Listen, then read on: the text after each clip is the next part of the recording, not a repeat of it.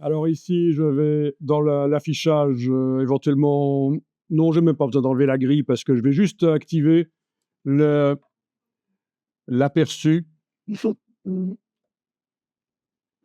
pour, bien voir le document. Donc quand vous êtes en affichage normal chez vous, les titres de deuxième niveau, la police qui est utilisée, là, la police Litos, elle n'est pas installée chez vous. Donc il surligne en rose, mais ça ne se voit que lorsque vous êtes en affichage normal. Bon, ça, c'est parce que InDesign est réglé d'origine comme ça. Quand il y a des polices manquantes dans un document, on arrive quand même à ouvrir le document, on voit à quoi ressemble la police, mais s'il faut générer un PDF, ça va poser problème. La police ne pourra pas être intégrée dans le PDF puisqu'elle est manquante, elle n'est pas installée sur l'ordinateur. Donc, on peut tenter quelque chose ici et ça fonctionnera, oui. On va faire une copie écran, en fait. Et puis, on va aller dans Adobe Fonts et on va voir si sur les fontes Adobe, il n'y aurait pas une police qui ressemble à celle-là.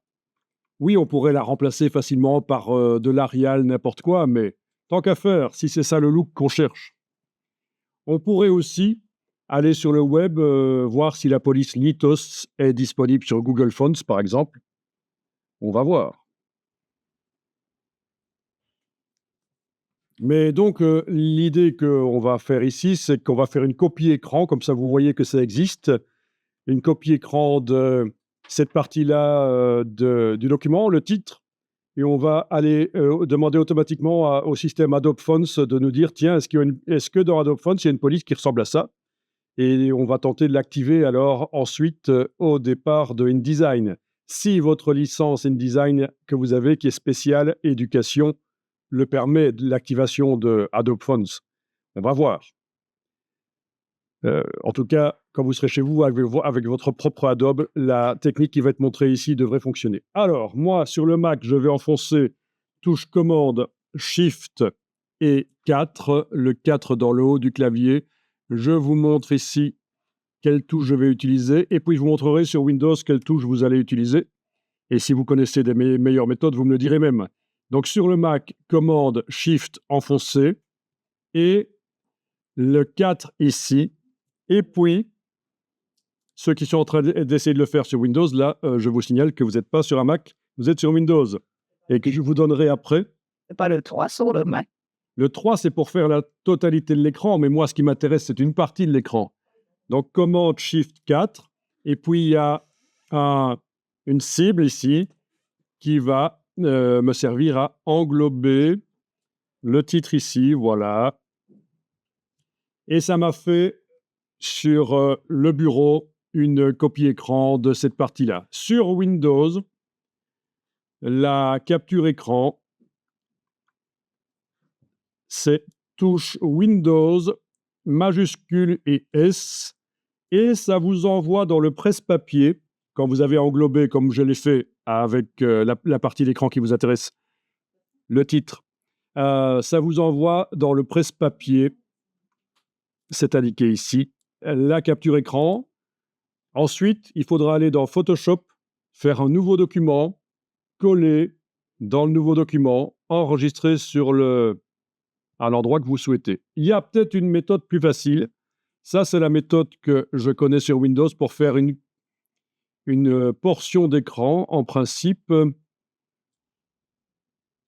les touches Windows Shift S, le bureau s'assombrit et vous déterminez la zone qui vous intéresse sur l'écran. Si vous voyez un petit bouton qui permet directement d'enregistrer l'image, vous l'utilisez. Mais moi, après, je vous dis, ce que vous avez capturé est envoyé dans le presse-papier, donc le clipboard, et vous allez dans Photoshop, vous demandez de faire un nouveau document et vous faites édition-coller. Quand vous êtes dans Photoshop, ne commencez pas à chercher quel format de document vous allez créer parce qu'il va être d'office adapté au contenu presse-papier. Donc, commencez pas à mettre de l'A4 ou quoi que ce soit dans Photoshop. Hein. Il va vous proposer, Photoshop, de faire un document qui a la taille de ce qui se trouve dans le presse-papier. Vous collez, vous enregistrez au format JPEG. C'est ça. Je vais vous montrer comment on ferait dans Photoshop une fois que vous avez collé dans un nouveau document. C'est parfait. Ah, encore plus facile alors. N'allez pas dans Photoshop. Donc, quand vous faites la capture écran, sur le côté, il y a une petite fenêtre qui permet d'ouvrir dans le logiciel l'utilitaire capture d'écran. Et quand c'est dans capture d'écran, vous pouvez enregistrer. Ben, encore mieux. Oui, le bouton print screen, je connaissais. Et là, ça ne fonctionne pas sur la tour, mais sur ton portable, print screen te permet de capturer une partie de l'écran. Et tu as aussi la possibilité de l'envoyer vers le logiciel capture d'écran. OK. En tout cas, moi ici, j'ai la capture écran. Je vais peut-être pouvoir l'utiliser pour demander à Adobe Fonts s'il a une police qui ressemble à ça. Bon, je vais la mettre d'ailleurs dans le dossier de mercredi. La voilà.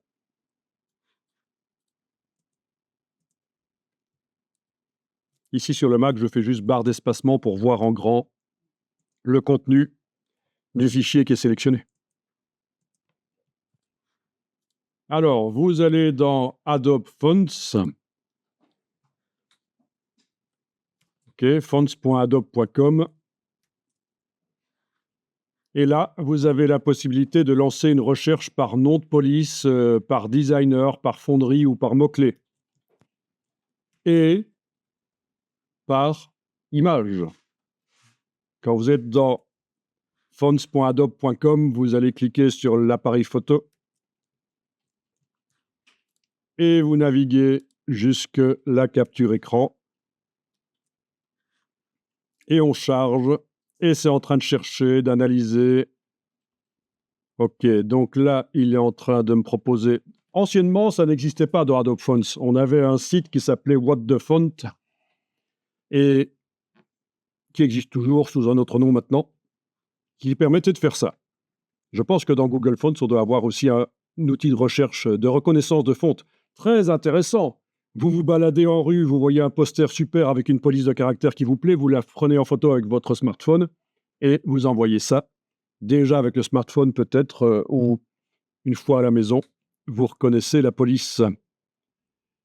Sélectionnez une seule ligne de texte. Ben, il y en a une seule qui est sélectionnée là. Étape suivante. Ouais.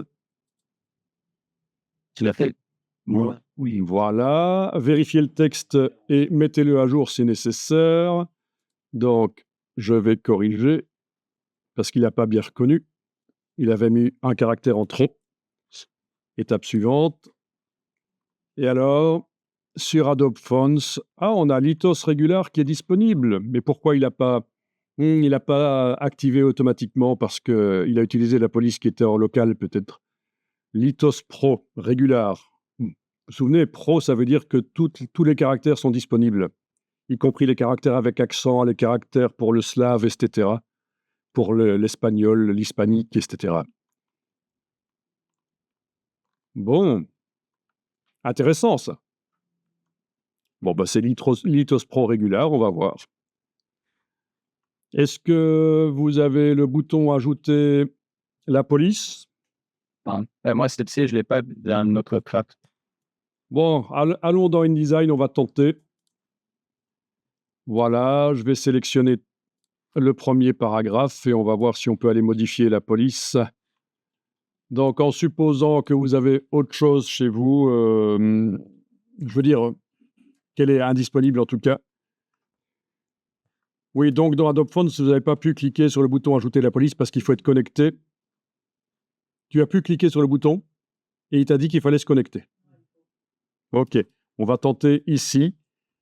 Encore une fois, pas garanti que ça va marcher avec votre licence là, on va voir. Donc dans la palette caractères, menu texte caractère. Oui, tu as le retour. Donc texte caractère. OK, donc ici dans la palette caractères, quand vous faites ça, vous avez accès à rechercher davantage. Qu'est-ce qui se passe si vous tapez le début du nom de la police? Vous avez aucun résultat trouvé chez vous? Consulter les polices à nous. Ah, pourtant chez moi, il en trouve quelques-unes et qui sont des polices Adobe. Quand je vais cliquer sur celle qui m'intéresse, est-ce qu'il y a du semi-bold? Non. du light et de l'extra light. Voilà, je vais prendre le Pro Bold, par exemple. Normalement, quand je clique sur lui, il me propose d'activer. OK.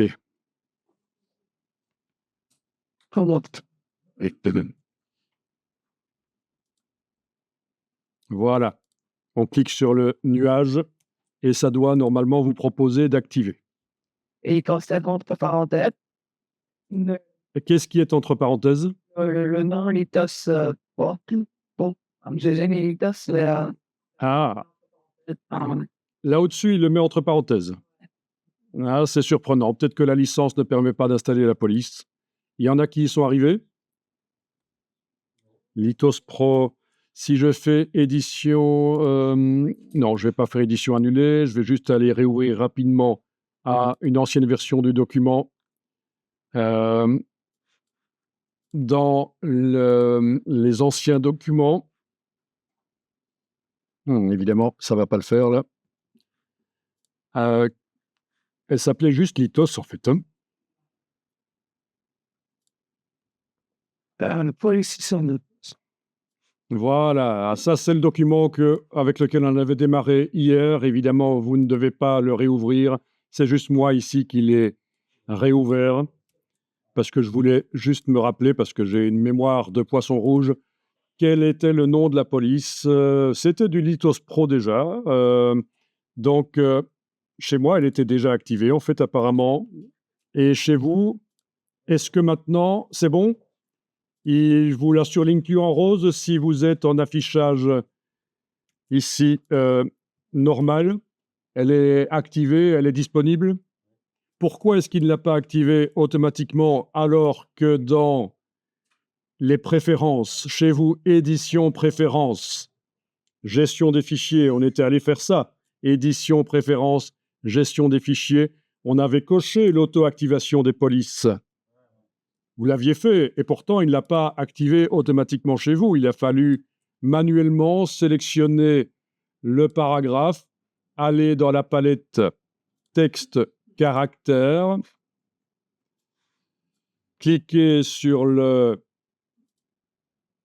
liste des polices ici, faire rechercher davantage, taper Litos, L-I-T-H, et sélectionner celle qu'on voulait activer.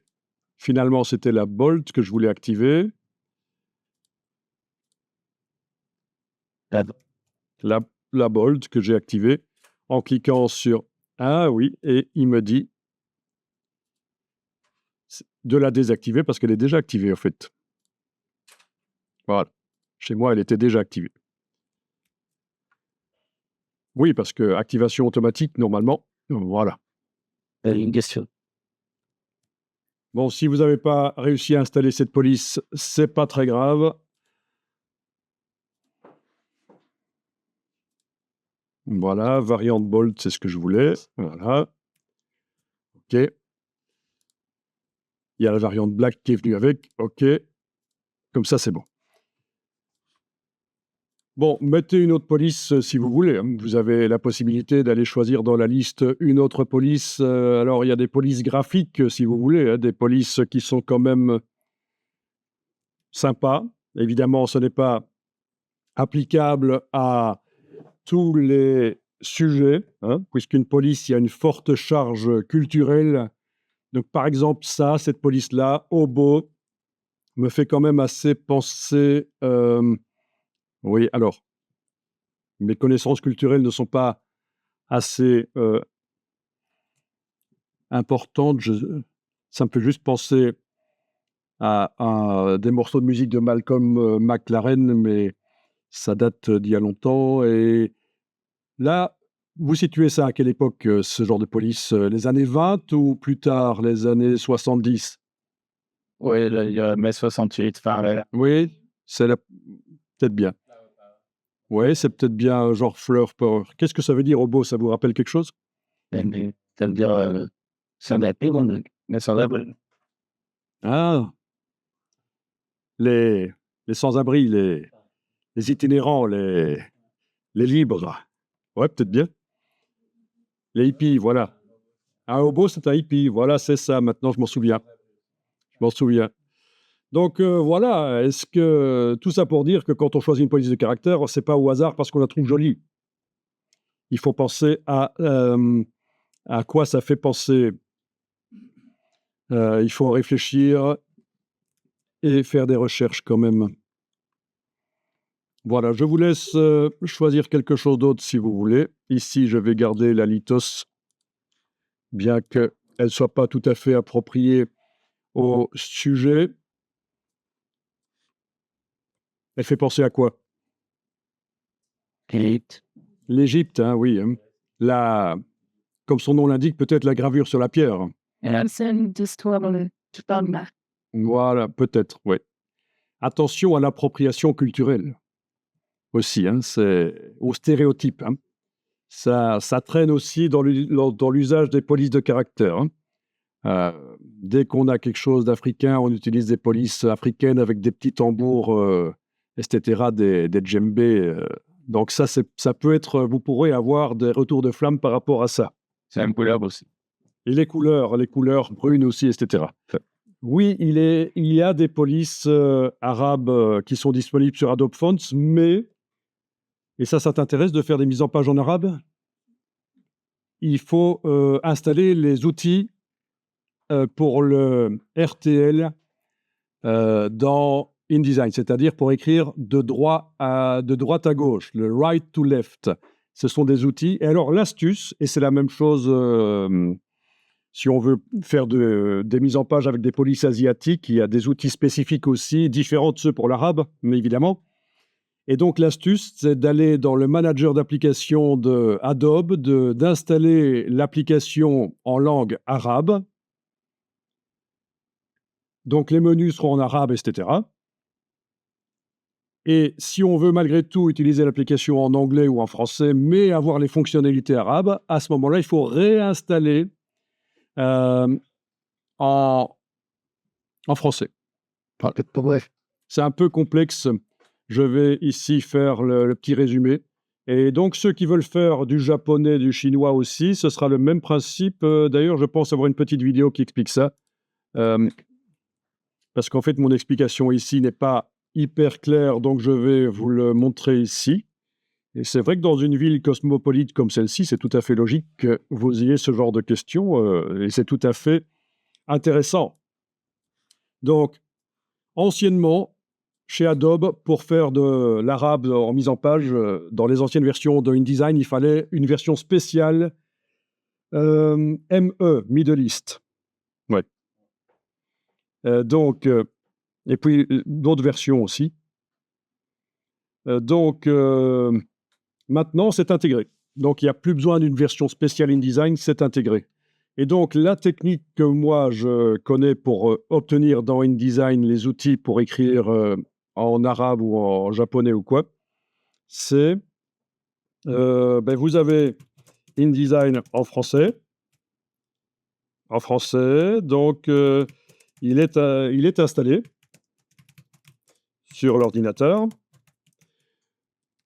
Vous allez dans le manager d'application, dans les préférences du manager, et vous indiquez l'arabe. Alors, quel arabe? Il y en aura plusieurs. Hein. Vous aurez l'arabe, il y a le classique et le moderne, etc. Donc ça, je vous laisse, je ne suis pas spécialiste du tout là-dedans. Vous indiquez l'arabe en tant que langue de l'application. Autrement dit, les menus, etc. Donc, à ce moment-là, quand vous lancez l'appli, vous allez remarquer que dans les palettes, comme les palettes paragraphes, il y a des outils en plus pour écrire de gauche à droite, etc. Il y a des icônes en plus.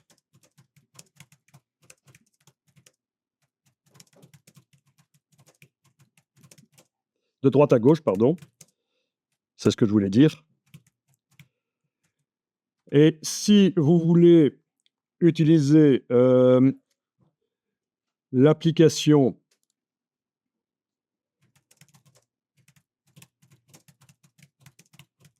avec des menus en anglais ou en français ou espagnol, ce que vous voulez. En fait, ce qu'il faut faire, c'est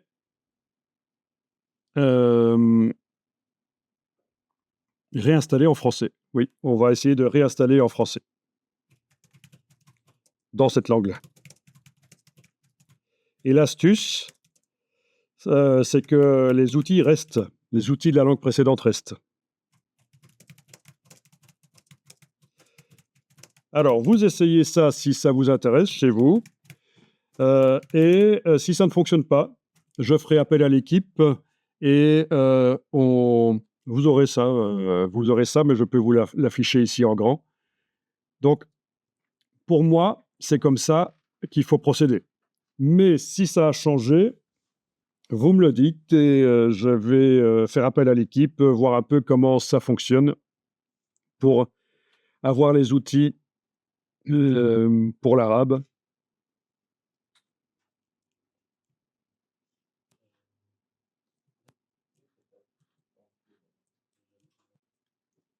Donc c'est là que ça se passe, hein. Vous êtes sur le sur le manager d'application Adobe, hein, le nuage là, Zarbi. Vous allez sur votre identifiant en haut à droite, vous avez les préférences, vous allez dans les préférences spécifiques pour les applications. Et là, vous allez avoir les langues dans lesquelles on peut installer InDesign. Et donc, il va certainement y avoir quelque part. Vous l'avez vu? C'est pas celui-là, hein, pour l'arabe. Ah ben voilà, c'est peut-être ça. L'application en anglais et c'est l'arabe? Ouais. Je ne vais pas commettre d'impair, alors je demande. Comme je ne sais pas. Ça doit être. C'est quoi ça? Hein? Hébreu. Ah, hébreu, oui. Voilà. Donc, apparemment, c'est d'office intégré la langue de l'application. Apparemment, par rapport à avant, c'est peut-être pas évident d'avoir les menus avec en arabe, puisqu'apparemment c'est anglais et pour l'interface, c'est arabe pour les outils. Bon, bah à tester, hein. Vous testez, vous me dites comment ça marche, et puis on creusera.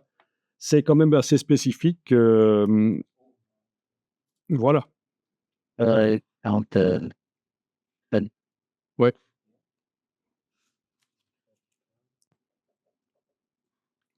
Bien, on va continuer dans le document.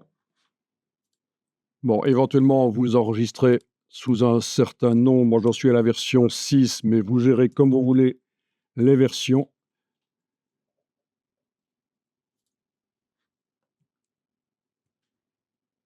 Oui, l'appropriation culturelle, on en parlait. Utiliser des polices dans les posters. Dès qu'on fait quelque chose en rapport avec l'Afrique, des polices typiques africaines. Bon, moi, ça ne me choque pas plus que ça, mais pourquoi pas il faut tenir compte de tout. Il faut s'attendre, en tout cas, à des retours de flamme si vous utilisez des polices de caractère très typées. L'appropriation culturelle, il y a des stylistes, par exemple, qui se sont inspirés des costumes traditionnels des Indiens d'Amérique, les natives, et voilà, ils ont eu des problèmes. L'utilisation d'éléments culturels d'une autre culture par des membres d'une culture différente, voilà. C'est très compliqué.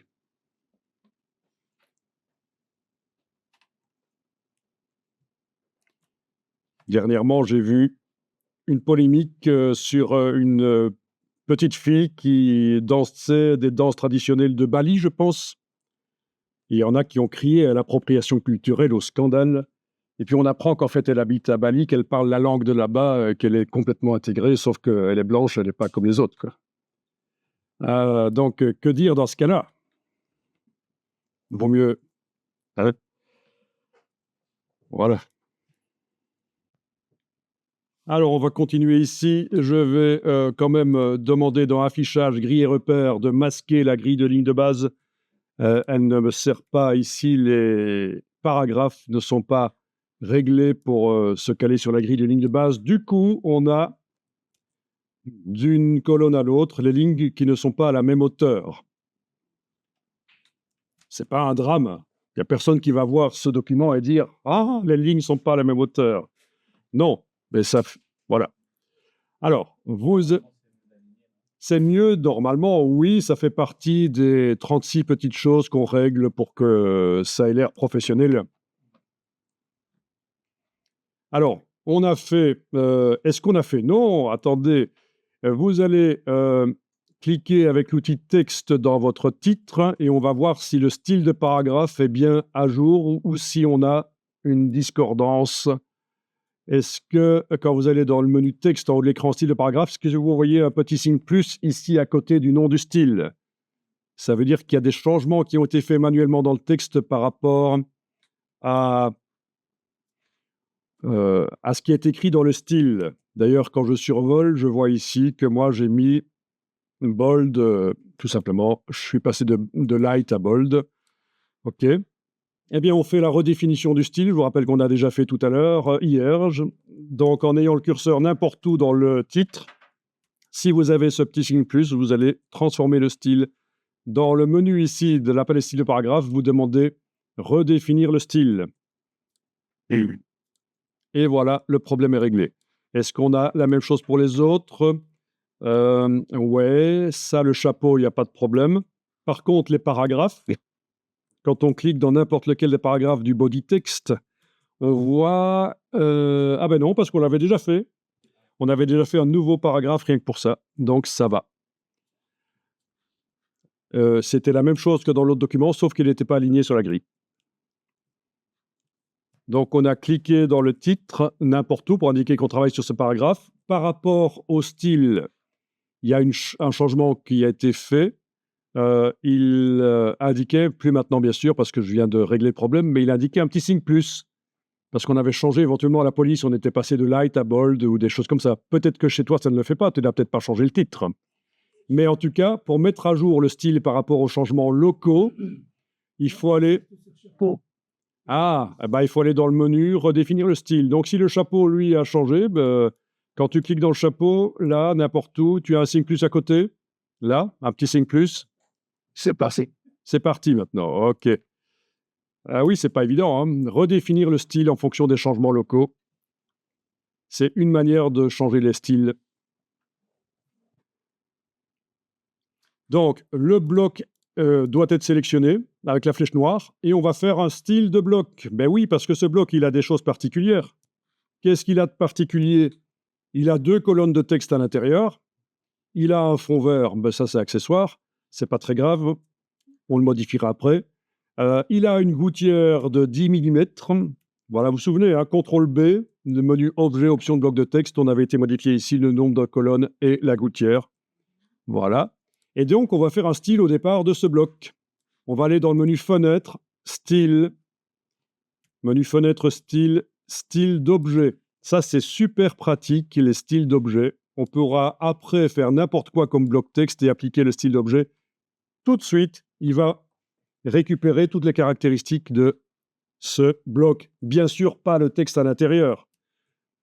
Il ne va pas récupérer le texte à l'intérieur. C'est juste le fait qu'il y a 2 colonnes, une gouttière, un fond vert. Alors, on a démarré du style bloc de texte standard, mais on l'a modifié de plein de manières différentes. Comme vous voyez, l'infobulle vous indique toutes les modifications quand vous survolez. Ben, il suffit d'aller dans le menu style d'objet, nouveau style d'objet. Et là, je vais indiquer que c'est 2 colonnes, gouttière de 10 mm, fond vert, voilà. Vous renommez ça comme vous voulez pour vous y retrouver, mais on est un peu limité au niveau du nombre de caractères, hein. C'est pour ça que je parle en télégraphique. Voilà. OK. Et le style d'objet qui vient d'être fait, vous allez pouvoir l'appliquer au bloc qui vient de servir à le faire. Voilà, c'est pas plus mal. Donc, les styles d'objets, c'est dans le menu Fenêtre, Style, Style d'objet. Et on va tester ça tout de suite parce qu'on va faire un bloc sur le côté et on va lui appliquer le style d'objet. Oui, alors c'est ça qui est particulier, c'est la même chose quand on fait un style de paragraphe au départ de curseur dans un paragraphe. On applique le style à l'objet qui a servi à faire le style parce que plus tard, quand on aura appliqué le style à plein d'autres objets, on va, par le style, tous les télécommander pour modifier leurs caractéristiques. C'est le principe du style. Sauf que si le premier qui a servi à faire le style n'utilise pas le style, lui ne se modifiera pas. Voilà pourquoi je l'applique.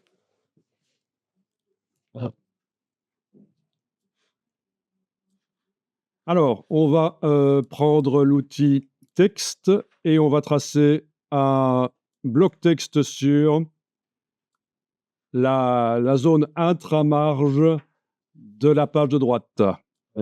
Est-ce qu'on en parle? On va en parler maintenant. Je vois que tu veux crever l'abcès. Donc, vous avez fait le bloc. Parfait. Avant d'appliquer le style, je vous propose de faire le chaînage.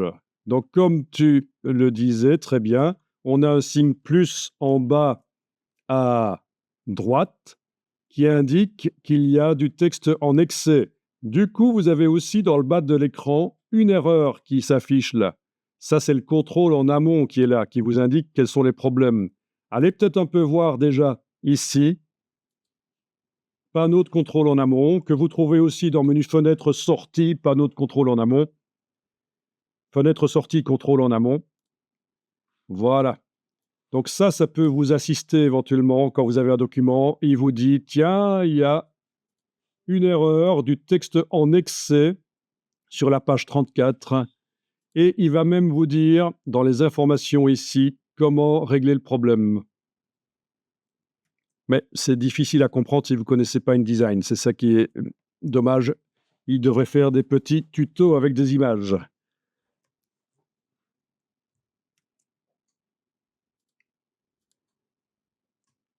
C'est malheureusement, quand on a des conseils comme ça dans les logiciels, c'est malheureux parce que, je veux dire, il n'y a que ceux qui connaissent déjà la solution qui comprennent ce qui est expliqué.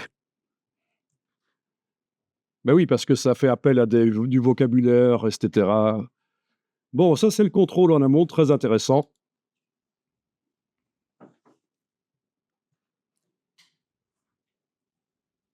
Allez dans le menu Fenêtre, Informations.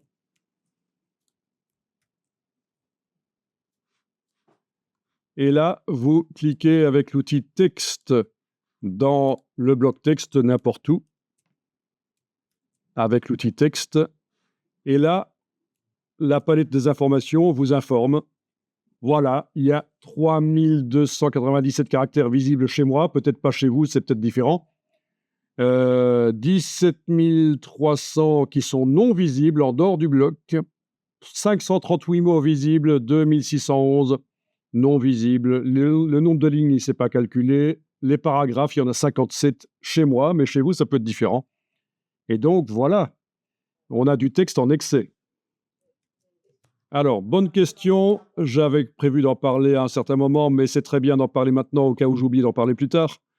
Ta question, c'est, tiens, si je mets le curseur, par exemple, là, comment je fais pour sélectionner tout le texte, y compris celui qui est en excès? Eh bien, comme ça. C'est-à-dire que sur le clavier, et c'est là que vous allez vous rendre compte qu'il faut absolument un clavier étendu, et je ne peux pas le montrer là parce que mon petit clavier n'est pas correct. Voilà, j'ai un clavier comme ça connecté à l'ordinateur, c'est absolument essentiel pour InDesign.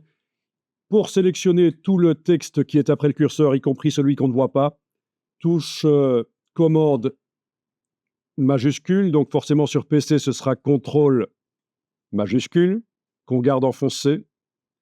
Et vous avez ici une touche qui, sur le PC, s'appelle peut-être la touche End. Et si vous appuyez là-dessus, vous avez sélectionné tout ce qui se trouve après le curseur. Et c'est le genre de choses, sur portable, c'est plutôt difficile à faire. Je ne dis pas que c'est impossible, mais c'est quand même compliqué. Donc, faites gaffe dans InDesign avec les portables. C'est pas plus mal d'avoir un bon clavier connecté. Alors, il y a des portables PC qui ont des claviers étendus. Hein, les gros pour faire du gaming.